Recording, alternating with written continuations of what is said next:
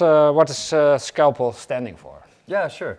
Scalpel has always stood for the fastest cross-country race bike that we can build, and this is our 8th version now. We started in 2001. Yeah. First started selling it in 2002, and it's been a pretty amazing progression. Yeah. I think the one key thing that Scalpel has always stood for is it's always been the bike of the future. Yeah, okay. When you design a bike, you have a factory racing team, there's pro riders. What are the demands of pro riders and how do you get that in a bike for a weekend warrior? Sorry. I think we need to start again. Yeah, I'll just start with that question. Yeah. Okay, so you have a factory racing team, and pro riders have specific demands for a new bike. We have weekend warriors, amateur racers. Mm-hmm. How do you all mix that up in a design? Well, I think there's a couple different inputs. Cannondale Factory Racing is an amazing resource, mm-hmm. and we have an extremely good relationship with them. We get a ton of feedback from them, and I think the important part about capturing feedback from a professional race team is they are looking at what they have today, and they're looking at all their competition, and they're saying, I need that. So what we have to do is we have to keep them talking and moving past what they think the solution is, mm-hmm. to try to define what they really need, like what they're really asking for. And if we can keep them talking to get past that solution of like, what do you really need, then we can get to some really powerful statements. And that's a tricky thing. But the good news is it doesn't have to happen all at once. It can happen over a period of time. Iteration, Yeah, they give us a bunch of good feedback. And how do you filter some demands they have, like the weekend warrior will not be profit? I don't think those riders are that much different. No? I think the benefit of a factory race team is they have the best support, right? Yeah. And so they're not as concerned about durability, mm-hmm. of like bearings and things like that, whereas a weekend warrior, they want that durability. Yeah. And so if we kind of map out all the requirements from a weekend warrior and then also from a professional race team, like there's a lot of overlap, and we just have to be very careful about listening carefully to what they want. Okay, great. It looks easy, yeah? Just with new designs, just add some extra reach, make the head tube a bit slacker, steepen up the seat tube, get some extra 20 millimeters of suspension, and we're ready. Why does it take so much time? I think anyone that thinks it's easy, I would invite them to sit in the chair. Oh, okay. But I think maybe you really, can tell us. The suspension progression, that is the easy part. Yeah. The part that becomes difficult is making sure that we have a strong understanding of how the rider interacts with the machine. I'm not talking about like pedaling, holding on, things like that. I'm talking about the body weight of the rider versus the machine. The body weight of the rider is the largest component of mass of the system. And so we need to know where the rider sits on the bike and how that influences the suspension. That is where a lot of the science and a lot of the engineering time goes in. And how did you do that? We have the ability to measure people, and so you can figure out where their center of mass is. So a standard rider, their center of mass is going to be right about here. Yeah. As the rider grows and the size of the bike grows, that center of mass moves upward and back. Yeah. And so we have to consider that mass transfer as we're designing the kinematic. Mm-hmm. If we don't do that, the larger sizes will have a very inefficient kinematic, and the small sizes will have a kinematic that's too firm. Yeah. So for a larger rider, what's the difference separate from the usual thing like a longer reach and or bigger? What did you change for a longer or shorter rider? Sure, I think the easiest way to say is that on a larger rider, the pickup points of the suspension, so all the kinematic points, they rotate upward and back. Yeah. So as part of that, you get a longer chainstay. So large has a 8 millimeter longer chainstay than size medium. That helps correct. That's quite unique. Yeah, in the market, I think.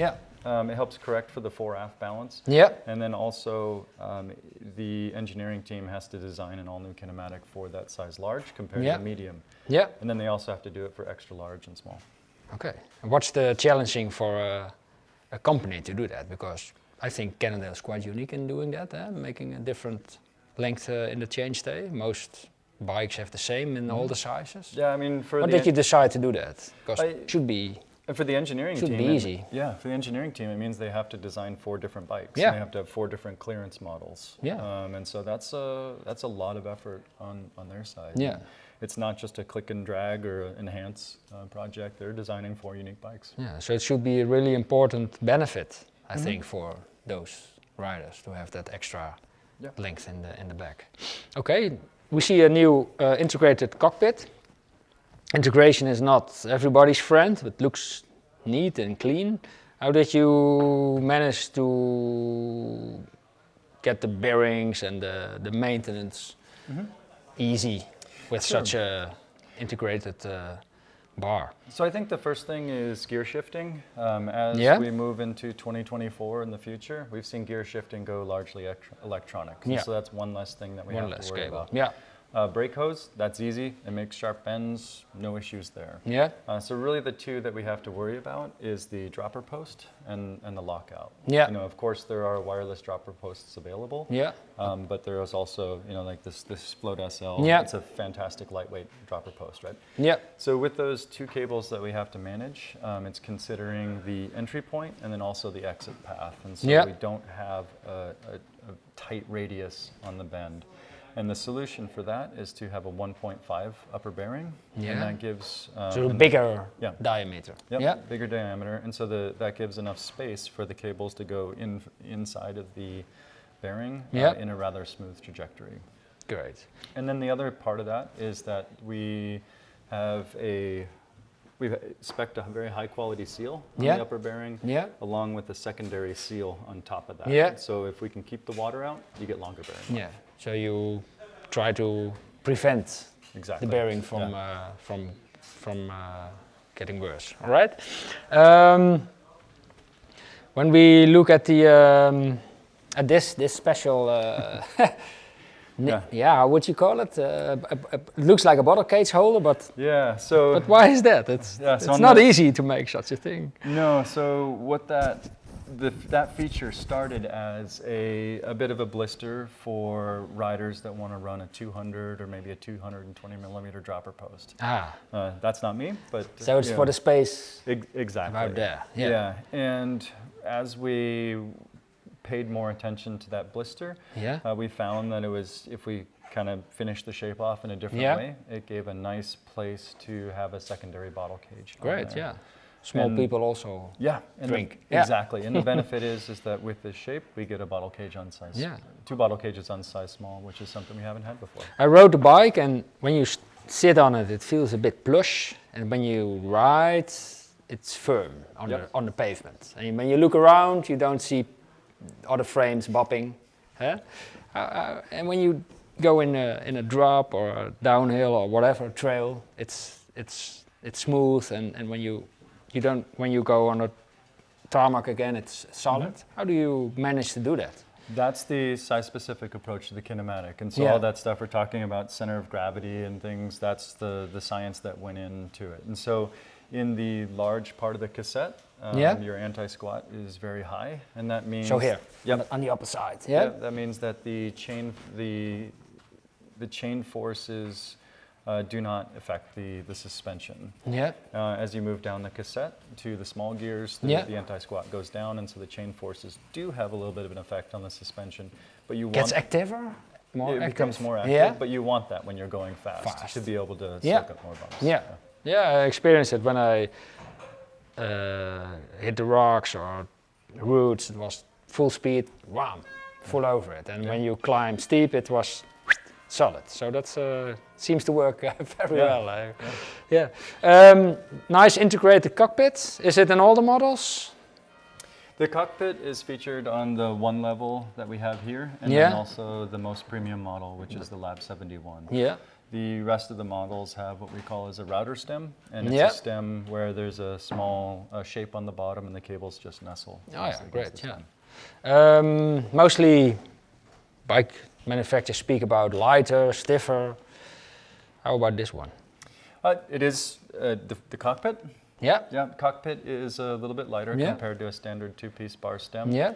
It is a little bit stiffer, but I think most importantly, it looks much cooler. Yeah, it looks good, yeah. And the frame, is it lighter and stiffer, or is it the same weight but just bigger?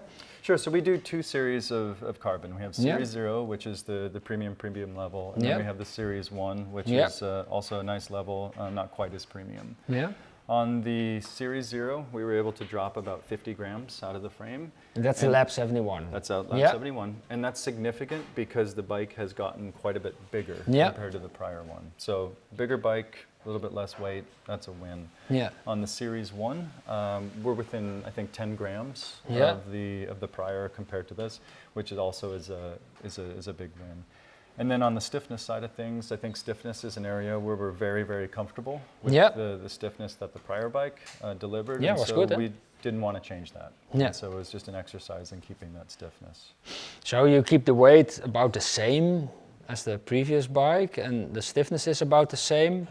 Is it stronger then, or is it just the same structure, and was the focus more on the kinematics of the... Yeah, so in terms of our testing, both the prior bike and this bike are tested to the same standard, and so we can say that, they will pass the same sort of tests. Okay. I think really the focus was on making a bike that's faster everywhere, and so a lot of that kinematic work, the geometry work, that was the major focus of the bike. As an industry, we're approaching the limits of materials, so I don't think we're going to see major weight decreases through the next product cycle. Why should I ride with a Lefty? What's the why do you make a Lefty? It's not easy. Lefty is not easy. No. And I think, we have bikes on stock with SIDs. We have bikes on stock with 34 step casts. Both of those are amazing forks. I think what we bring with Lefty is one step above in terms of performance. And you'll notice that performance when you're going downhill fast, you're applying the brakes hard. That front wheel is trying to bend back towards the bottom bracket, and the needle bearings in that fork keep it active. Okay. Yeah. So it's working under pressure. Yeah. Braking pressure. Exactly. Okay. And the weight, is it like the same weight as a SID or a factory Fox? We're within grams. Within grams. Those, okay. So you shouldn't. So stiffer, better performance, same weight. Exactly. Yeah. Great. What is the? I have an old Scalpel as a rider. Mm-hmm. Why should I buy a new one? I think you just told me all the reasons why. Yeah. You liked it. I was super firm on the pavement. That's an enhancement over the prior one. You said you felt comfortable on it when you were riding. Yeah. I guarantee you were faster on this one than your prior one. Okay. Great. Yeah. Thanks for having us. Thank you. Yeah.